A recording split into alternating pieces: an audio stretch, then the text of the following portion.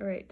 So I need your name, your title, and where you work. So I'm Marsha Hamner, and I'm the Regional Medical Director for the Banner Northern Colorado Hospitalists and the Chief of Staff at Banner Fort Collins Medical Center. So what does that entail? Do you work with patients? Do you do administrative work?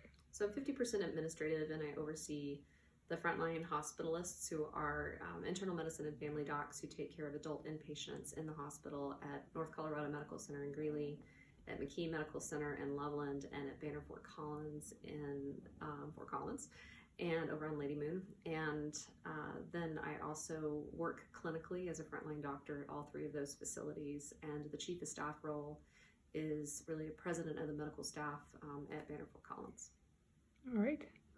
So first we're going to talk about what the COVID situation, of course we're talking about COVID, what the situation is looking like locally. So what do your clinical days look like when working with patients?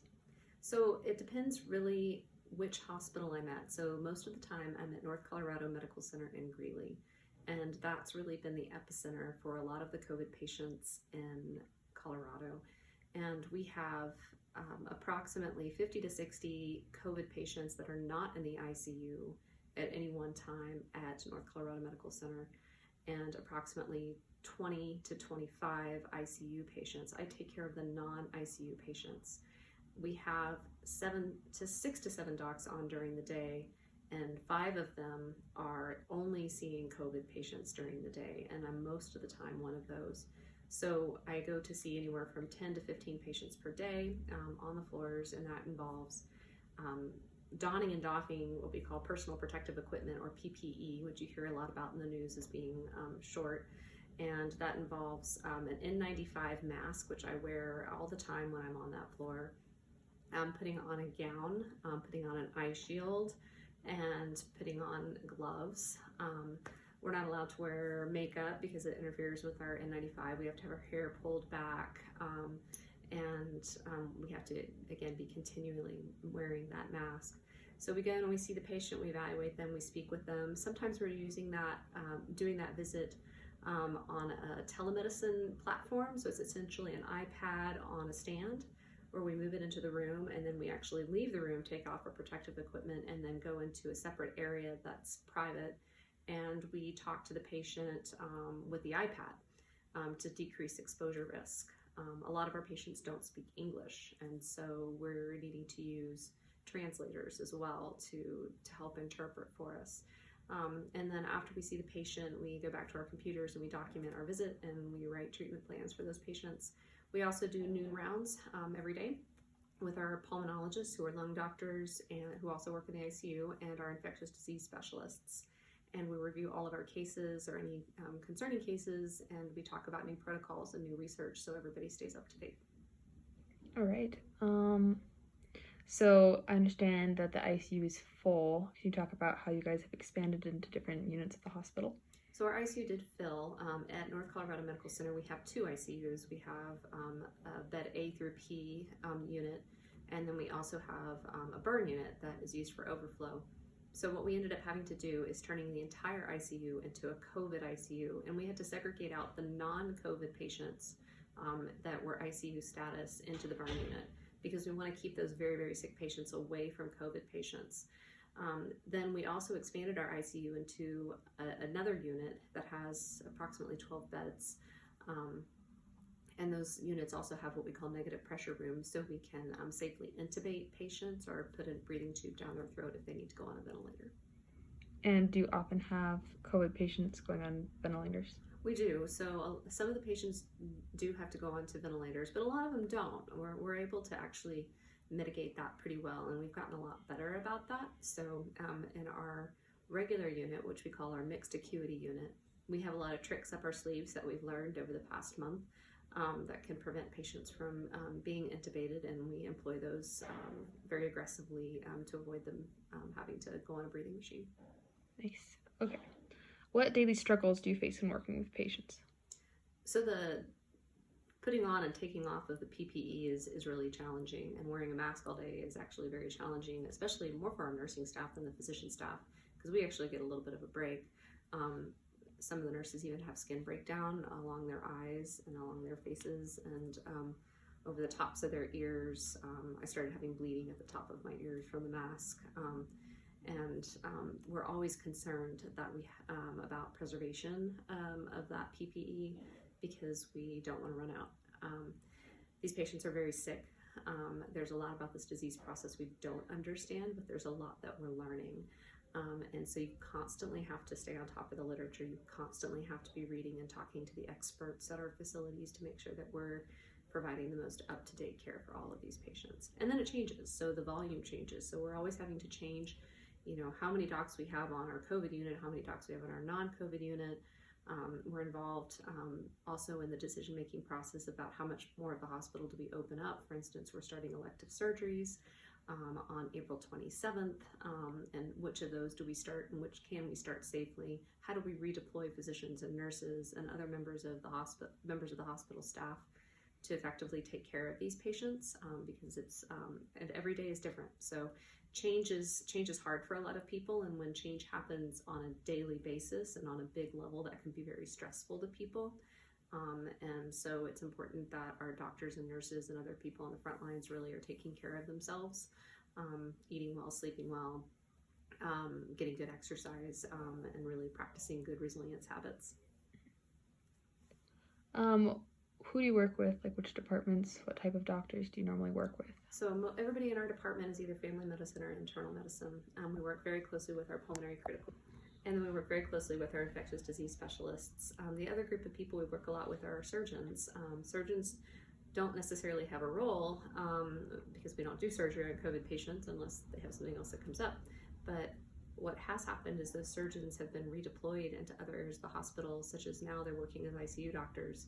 And a lot of people are stepping out of their comfort zones and doing jobs that are different than what they used to have. And that's been actually very heartwarming because that's a scary situation for people, but they've really jumped in because they want to be in the midst of the fire helping people. On the topic of that, how has the COVID situation affected relationships within the hospital? It's funny because at the very beginning of the year before COVID started, our big push was to say, how can we better integrate? And does that means that we have, our internal medicine physicians and our surgeons in another silo and our outpatient doctors in another silo? How do we cross these boundaries? And what COVID has done is it has completely destroyed all of those barriers. And it has brought our medical staff much closer together. It's a free conversation to pick up the phone and call somebody. There's no hesitation at all. And I think the amount of collaboration and integration that we've been able to achieve through this has been extraordinary and something that hopefully continues after this COVID crisis has ended. So. All right. So moving on to more about what we can expect in the future with this issue. What strategies have doctors used to help combat the spread of COVID? So the social distancing is by far the most important piece, and it's not something that we're initiating per se. It's something that you're taking care of, and making sure that we're not going out when it's not necessary, etc. We do serve as advisors to some extent. People do ask for our opinions in terms of, really what next steps are, and a lot of that has to do with communicating what our census is, what our needs are, what our shortages are to government authorities, and our administrators have been very proactive in doing that, and also working with our other health systems to make sure that we're sharing that burden. The other thing that's important for us is that we mask our patients and all visitors in the hospital because there are asymptomatic carriers, and the patients who do have COVID can certainly spread that to the staff and to other people. So we continuously mask our patients and visitors, and then we always use proper PPE. Right. And the masking of patients is because of asymptomatic carriers. Do you think that this is asymptomatic carriers? Can you elaborate on that? So the patients themselves that have COVID, we mask because we don't want them coughing all of their viral particles all over everything. But a lot of the visitors who do come into our hospital could be asymptomatic carriers. So we do have visitor policies where each OBGYN patient, so mommy having a baby, can have one visitor. Pediatric patients can have one visitor, and then patients at the end of life can have one visitor. But outside of that, we don't have any visitors. We don't allow them anymore right now. and that's because of they could be asymptomatic carriers. There are some studies that suggest that perhaps up to half of the patients who have COVID-19 don't exhibit any symptoms whatsoever. So they may be spreading the virus, but they don't even know that they have it. And this is why quarantine is important. Right. How long do you expect COVID-19 to be? I don't want to say like around because it will probably live on, but how long do you expect it to be a serious issue? So we're going to have to coexist with this indefinitely, at least for the next few years, but we're not going to have to deal with it at this level. So I think we've experienced our peak and we've plateaued, and we do anticipate that there may be a second peak as we start to loosen the restrictions. But that's also somewhat necessary because there is also a need to develop some degree of herd immunity. The reason that it peaked so rapidly is because it was novel, meaning nobody was immune. Well, now we have a lot more people that are immune, so the theory, is that the second peak wouldn't be quite as abrupt and it wouldn't be as high. And so I think we probably will have to deal with that to some extent, but I feel like we're much, much better prepared to be able to handle that now, both on a society level and a hospital level. We know how to treat this disease better and we know how to manage it better. That being said, the reality is that it may be years before we get an active vaccine. Initially, they were saying 12 to 18 months, but we've never successfully created a vaccine really in under about 4 years. They had a vaccine that was expedited and rushed, and it ended up being more harmful than beneficial, and that was for dengue fever. We want to avoid that, so it's going to be really critical that our researchers at the National Institutes of Health, the CDC, and other major organizations, health organizations, are very diligent in making sure that when the vaccine comes out that it's effective and it's safe.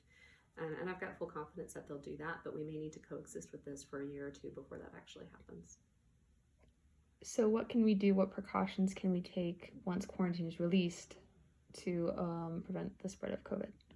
Certainly, if you're sick, stay home. That's the most important thing. So don't go out into public if you have a fever or respiratory symptoms. GI symptoms can also be symptoms of COVID, such as nausea, vomiting, or diarrhea. So don't go out if you're sick. And I have to laugh at that because I've sent my kids to school with colds often, and this is a new time, so we can't be doing that anymore. So this is just a very, very different situation. The other thing that's going to be really, really critical is that we ultimately start mass testing people, and we'll see how that influences how many restrictions we can really loosen. It's important to follow the rules that the government puts forth. They're there for a reason, and it's not just to make your lives miserable and make you sit in your house with your parents all day long, but it's actually to make sure that our ICUs don't get overwhelmed. Fortunately, kids, and that includes teenagers, do great with this. Very, very, very few serious complications unless someone has an underlying medical disorder. But who you are protecting are your parents and your grandparents, and that's really critical. How far do you think we are from being able to mass test? That's going to be challenging. So we had a point of care test, which has proven to be what we call insensitive, meaning it has a 15% false negative rate. So we're not there yet. And our testing supplies are limited by something called a reagent, which is essentially what we use to process the test. And until we can have that mass produced, it's really hard to say. I don't think I could accurately depict a time. And it is state dependent. We are much, much closer today than we were 2 weeks ago, and we're starting to institute testing of outpatients now, whereas we weren't able to do that even a week ago. So we're making good progress, but mass testing just not ready for prime time yet. All right, final question. Is there any way people can help healthcare workers specifically? Stay home unless you have somewhere necessary to go. And take care of yourself. You know, you also have to make sure that we're maintaining our own personal health. So make sure you're eating right, getting good sleep, getting good exercise, and really being diligent about adhering to the social distancing practices that are present for that time period. So starting on Monday, for instance, you're going to be able to go do more things. That's okay. You should go be able to do those things, but you also shouldn't go out of your way to do something that isn't necessary. So that's important. And I think trying to really avoid vulnerable populations is the real critical piece. So if you're feeling ill, don't go visit grandma. So helping to reduce the spread is the one thing you can do to help healthcare workers. There also are donation sites for homemade masks. So if you're into sewing and you want to make some masks, we do take those as donations. And then, honestly, one of the most heartwarming things is just getting cards and notes from people in the community just saying how much they appreciate us. And there was a parade outside of our hospital, which was really cool. And seeing the people come out to watch the Thunderbirds fly overhead and things like that are just really, really heartwarming for us and really keep us going on a daily basis. All right, well, I think that's all I have. Do you have anything to add? Only that our team is rocking it, and I couldn't be more proud of the people that I'm working with. And they are some of the smartest, but most humble and intelligent and kind and caring people I have ever met. And I am just immensely proud of our team. All right, well, thank you. All right, thanks.